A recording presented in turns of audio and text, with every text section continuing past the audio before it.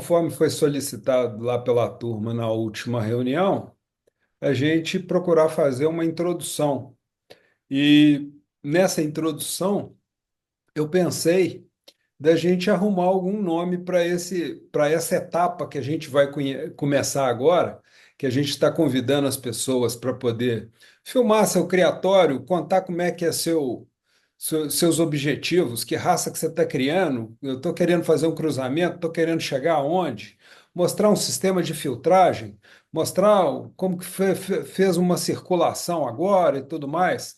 E aí, eu pensei da gente criar uma janela onde a gente chamasse de o meu projeto hoje que eu vou apresentar. Então, assim, o meu projeto pode ser um projeto de cruzamento de Kings, pode ser um projeto de infraestrutura, pode ser qualquer coisa, mas o que eu estou achando interessante com essa ideia, que inclusive essa ideia você que embrionou ela, né? E eu achei muito legal, porque ela cria a possibilidade de, além da gente compartilhar o que a gente está tentando fazer, a gente coloca isso no YouTube e as pessoas dão uma olhada nisso aí, e aí vem alguém que a gente, às vezes, porventura, pode não conhecer e vir com uma sugestão excelente e a gente criar novos ganchos aí com pessoas que ajudem a contribuir. A ideia do projeto de hoje é apresentar o projeto do Mauro sobre a raça Tossaquim. E aí, Mauro, eu pensei da gente tocar essa conversa aqui o mais informal possível e a gente ir trazendo elementos, uma vez que nós temos hoje um tempo aí bem razoável, elementos e começando, eu achei legal daquela vez que você comentou um pouco que assim, a raça Tosaquim, apesar de ser uma raça mais recente, que ela quase que foi perdida. E você contar um pouquinho dessa história aí e como é que as coisas nascem. E aí depois nós temos algumas imagens, temos vídeos e aí a gente vai compartilhando isso aí com a turma. Então, Saquin, se nós olharmos em termos de raças japonesas, é uma das mais recentes, né? E é curioso porque a origem do Tossaquim, né, existem duas teorias, uma que foi seleção a partir de mutação de Ryukin, onde foram encontrados peixes com a cauda mais aberta e a cauda estava no mesmo plano do corpo, na mesma linha, uma cauda na horizontal. Então, a segunda corrente, né, a segunda teoria, é que a origem do Tossaquim se deu por cruzamento do Ryukin com uma raça um pouco mais antiga do que o Tossa, óbvio que ela antecede ao Tossaquim, que é o Osakaranchu. O Osakaranchu é um ranchu sem epitelioma, a cauda, os lóbulos centrais são fundidos, ok? Então, essas são duas teorias e que eu acredito que todas duas são possíveis dentro do que eu já me deparei aqui. Por exemplo, eu nunca vi um Tossa Caranchu, um Tossaquim ao vivo. Só conheço de vídeo, de foto, né, imagens, de um modo geral. Aham. E quando eu me deparei com essa raça, aí já a gente começa a lucubrar possibilidades. E a minha intenção, isso já no passado, era tentar fazer uma importação. E era algo assim totalmente inviável, além de caríssimo. Nós não tínhamos nenhuma garantia de chegar aqui. O preço no Japão era um absurdo e para conseguir isso, dobrava o preço para chegar aqui. Aí eu vi que era inviável, eu não tinha condições, recursos financeiros para viabilizar algo dessa forma.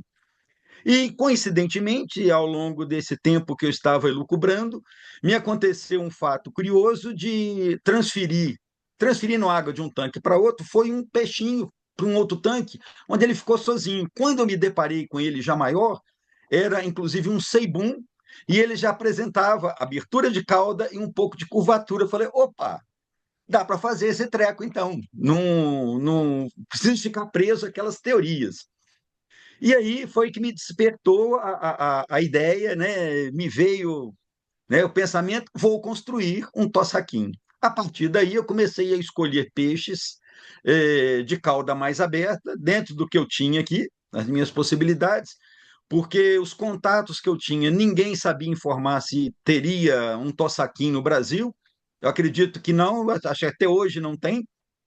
E aí eu comecei a fazer cruzamentos, buscando peixes de cauda mais aberta e que fossem colocando a cauda numa posição mais oriental. Se nós olharmos a linha paralela ao Tossaquim, são os chobi, os caudinha de borboleta, que eles apresentam a cauda mais na horizontal, às vezes até levantada, né? Então eu falei, bom, vou fazer cruzamento entre esses peixes para tentar nivelar, para fazer o horizontal. Aí eu comecei a cruzar peixes com essas características, buscando caminhar nessa direção. Ao meu ver, o Tossaka, o Tossaquim, ele tem uma cauda, né? Essa característica da cauda é herança poligênica, porque ela vai aumentando, aumentando à medida que você vai acumulando genes de abertura de cauda.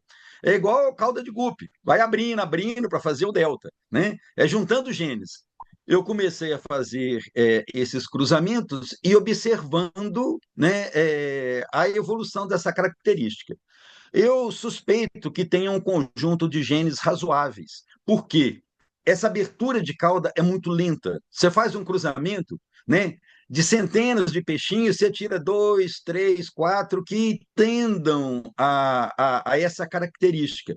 E assim eu venho fazendo já tem algum tempo. E o meu momento atual, né, a geração atual, que é a geração mais nova, né, nós vamos apresentar aí alguns vídeos que ajudem a ilustrar essa realidade. E já tenho, né, um ou outro filhotinho começando a fazer a curvatura, porque essa abertura de cauda, inclusive, ela vai ocorrendo com a idade. Os peixinhos, ao nascerem, a cauda é normalzinha, igual aos outros. À medida que vai crescendo, ela vai horizontalizando e vai abrindo, né? Ele já não nasce com a cauda aberta, né? Então, nós temos aí alguns filhotes que já apresentam essa tendência, e eu, paralelamente, eu estou fazendo linhas. Eu fiz alguns cruzamentos de linhas aparentadas e não aparentadas para ter possibilidade no futuro de trabalhar cruzamentos entre eles e também de coloração. Então, eu venho trabalhando na possibilidade de, ao conseguir chegar, né, na raça, eu ter a possibilidade de diversidade de coloração. Deixa só Uhum. eu colocar um vídeo da internet de um tossaquim para todo mundo ter ideia quando você está falando de uma cauda E, horizontal e as pessoas conseguirem enxergar, para quem não conhece, o que que é isso aí que você está falando, né? A imagem aqui está com um pouco de reflexo, tem mais duas aqui para a gente poder dar uma olhada que talvez esclareça um pouco mais aí, ó. Principalmente nesse aqui da parte superior, dá para ver nitidamente, né, que a cauda, que era o que você estava mostrando com as mãos, que a cauda isso, está na horizontal. E aí, ó. exatamente. E esse aqui dá para ver tanto a parte da horizontal da cauda, quanto a curvatura que você estava comentando ali.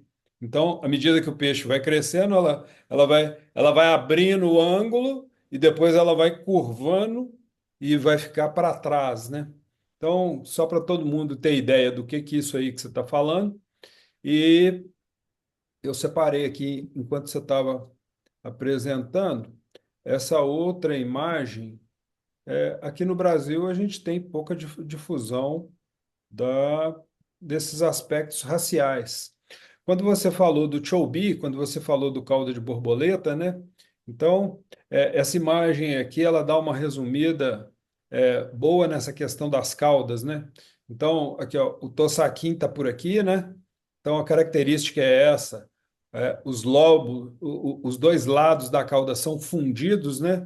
Enquanto o Chobe, o borboleta, é cauda fendida, né? Exatamente.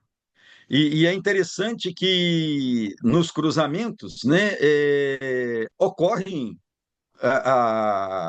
o aparecimento, né, tanto de cauda fendida quanto de cauda soldada no meio. Né? Por quê? O Ryukin ele apresenta a cauda dividida, né? E lógico que peixes de cauda dividida nascem peixes com a cauda, com os lóbulos centrais soldados, então você vai ter essa variabilidade. Então são linhas paralelas.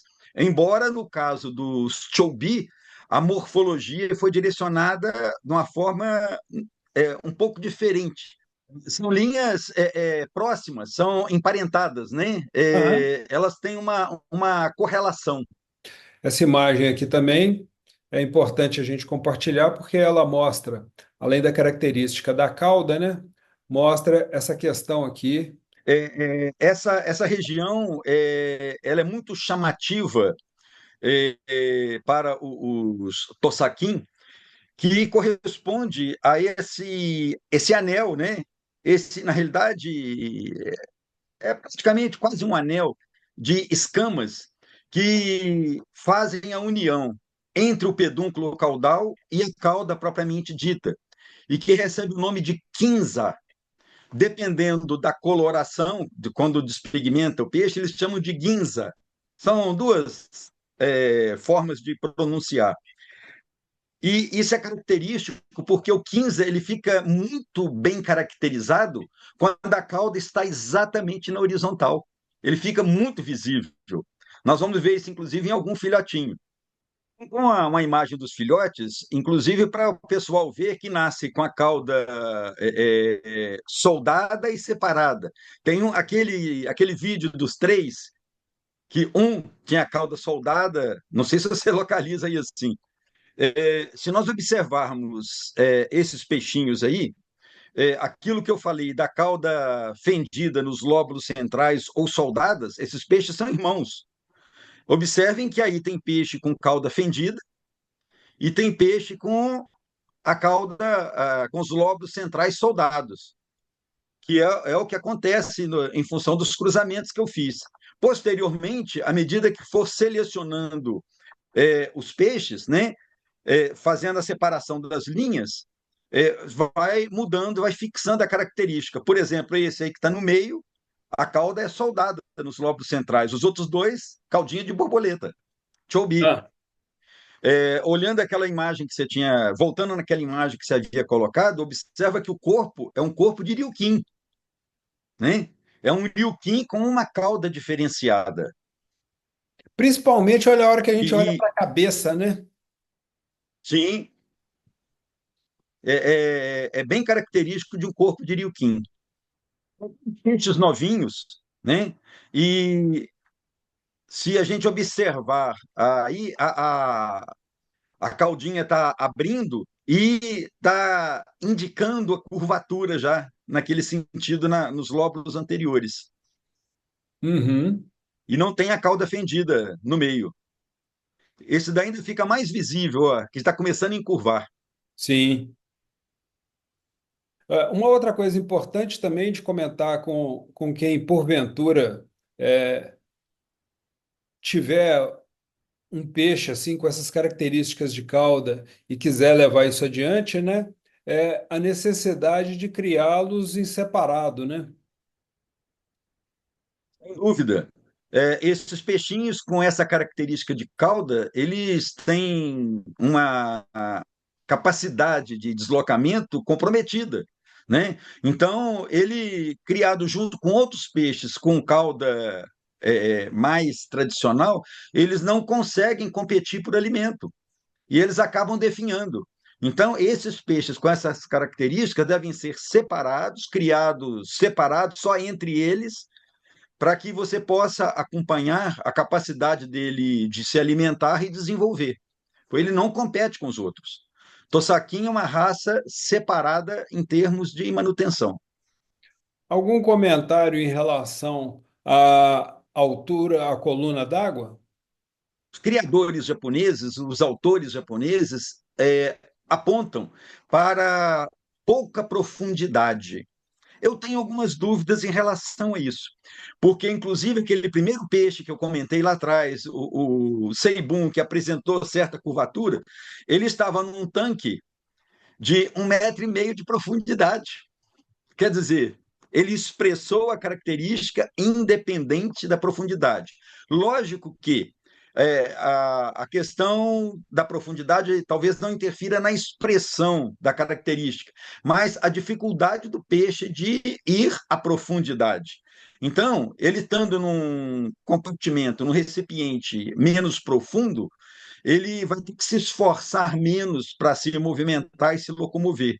Da mesma forma, os japoneses também indicam para o ranchu japonês, que é também a cauda numa posição mais horizontal, diferentemente do ranchu chinês e japonês, eles recomendam não muita profundidade, para o peixe não ter um esforço a mais. Então, tem essa direção, né, que eles colocam. Foi legal você fazer esse comentário, porque muitas vezes fica parecendo assim um negócio dogmático, né? Se tiver profundidade, vai alterar a morfologia, e isso ninguém sabe, mas que compromete a locomoção do bicho, porque o estilo de nado é outro, com certeza, né? Ô, Mauro, um outro material que eu li um dia desses foi falando de exposição do tossaquim à luz solar, que isso é importantíssimo para não deixar esses peixes na sombra. Você já viu alguma coisa a esse respeito? Mário, eu já vi essa colocação, vamos dizer assim. Mas eu não sei se tem tanta influência assim, porque, inclusive, o tossaquim é um peixe que, para o Japão, com o inverno mais rigoroso, no período de inverno, eles são todos recolhidos para dentro da estufa, não fica do lado de fora, não, porque eles são muito mais sensíveis a baixa temperatura.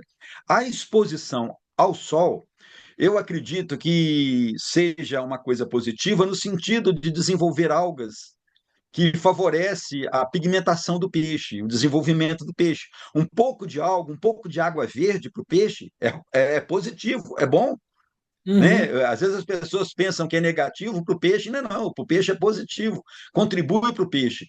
Então, essa exposição ao sol, eu acredito que seja mais nesse sentido. Esse, ele já tem um corpo mais alongado. Isso. Observa o quinza. Olha, é mesmo, hein? E lembrando também que o E Pisa. aí, a questão é o seguinte, é cruzamento para frente, que esse está com um corpo muito comprido. Uhum. O corpo está muito comprido, mas o 15 ali está sensacional, né?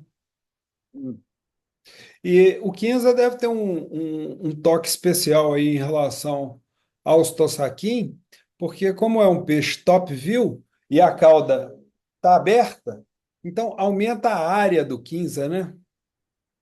Exato. Uma coisa que tem que ser muito bem trabalhada no processo seletivo desse peixe, né, é um pedúnculo mais robusto para sustentar a cauda. É comum, assim, tem vários filhotes aqui que, às vezes, o pedúnculo é mais fino, a cauda faz isso, ela entorta, vira para um lado, vira para o outro. Então, são peixes que não vão entrar no processo seletivo, vão sair, não vão para a reprodução, para não levar a característica indesejável.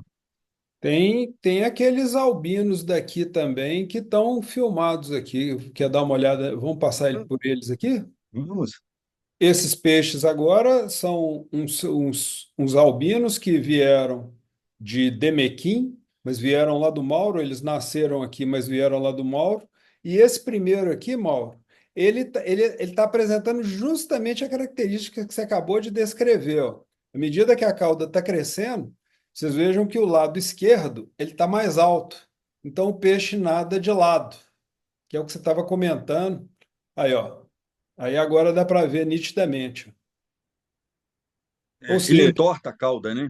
entorta a cauda, ou seja, para efeito de cruzamento, não é um peixe para usar numa reprodução, porque a gente vai produzir descendentes com um risco muito grande dessa característica vir para todo mundo, né?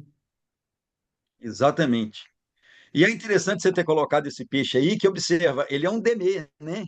Sim, É, na, o tossaquinho original é aquilo que você mostrou, mas hoje já tem linhagens no Japão de Demê, né, Telescópio, Tossaquim, Oranda, Tossaquim, já fizeram cruzamentos colocando a cauda de Tossaquim em outras raças. Aqui mesmo caso, eu fui separando esses peixes, esses demequim, pelo estilo de cauda, porque com essa intenção, né? Não sei o que que a gente pode usar isso aí para frente, não, mas assim, para poder ir aglomerando esses genes dessa característica em alguns indivíduos, né? Exatamente. E a questão do albino aí ser Demequim, né? É porque lá no início da história eu fiz cruzamento com Demequim albino, né? Uhum. Porque tinha cauda de borboleta, chobi, né? E eu queria fazer um tossaquim albino. Então, vão saindo os bichos aí, né? A variabilidade gênica e a gente tem que ir selecionando com o tempo. Nesse peixinho aí, o Quinza chama bastante atenção. Vamos ver ele por cima aí agora. Né, ué?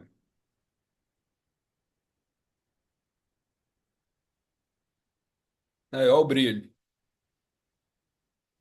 E lateralmente apresenta brilho dependendo do ângulo que ele é visto. O Quinza chama atenção. E É, outro aspecto interessante, que o tossaquim tem cauda longa, né? Eles, ao nascerem, têm caudinha curta e o crescimento da cauda é gradativo. Aqueles que forem crescer a cauda vai crescendo lentamente, vai crescendo e abrindo. eu não lembro em qual material que foi, acho que foi você que passou, não lembro se foi naquele material daquela exposição dos Estados Unidos no início do século XX, ou se foi num daqueles materiais do Xanchen, que fala que os primeiros albinos, o albinismo, a primeira vez que se identificou foi inclusive em Demequim, né? No meu caso, sim. Aqui em casa foi, eles nasceram de Demequim. E lá fora me parece que também foi dessa forma. Foi mutação de Demequim Black. Observe que o chocolate e o Seibum também se originaram de Demequim Black. Aham. Aí, ó, a cauda de borboleta aí, ó. Isso. Eu não lembro quem foi, foi alguém lá do grupo nosso que colocou uns tossaquins e eu entrei no site lá da Ásia. E pelo que eu entendi, parece que eles filmaram lotes de cruzamentos onde foram saindo borboletas e tossaquins, e aí eles estavam em início de processo de seleção. Aí eu vou compartilhar os vídeos aqui para você poder ver. Aqui a gente vê, apesar da abertura da cauda, dá para ver que tem cauda aqui que não está fundida. Quer dizer, pelo menos parece pela imagem. Agora nesse aqui fica melhor, ó. Sim, Aqui, ó. exatamente. E aí, por isso que eu entendi que eles estavam filmando a evolução do processo de seleção. Olha um aqui já começando a crescer e começando a fazer a curvatura aqui, ó. Mais um.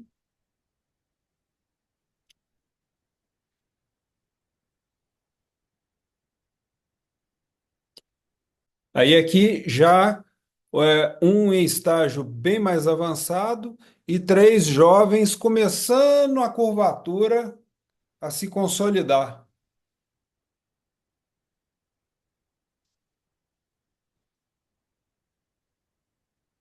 Eu achei legal esses vídeos aqui, porque eles trazem assim. Aqui é claro que isso aqui vem de uma seleção mais refinada, de mais tempo de trabalho, né? E aí eles conseguiram uns lotes bem uniformes para poder mostrar, né? E essa bordadura aqui, Mauro, é característico da raça também, né? Você está falando na cauda, Eu estou falando a bordadura da cauda? essa bordadura da cauda aqui, ó, que ela faz Isso. as pontas. Faz umas pontinhas, né?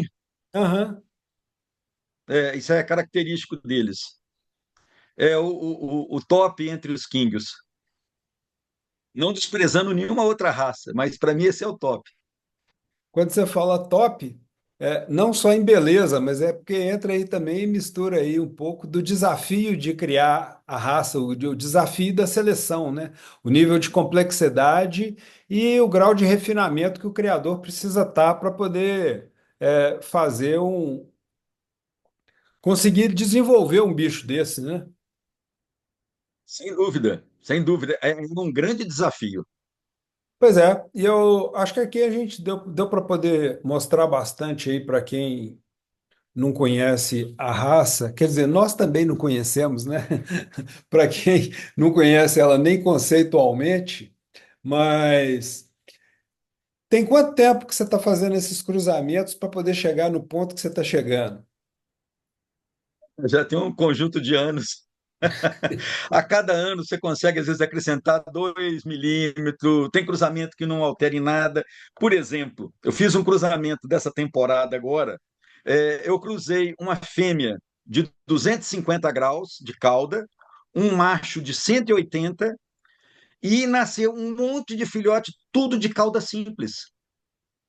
Aí, a característica para mim é que é a herança poligênica, e são muitos genes para ter essa variabilidade, e saiu um ou outro com um pouco mais de abertura de cauda.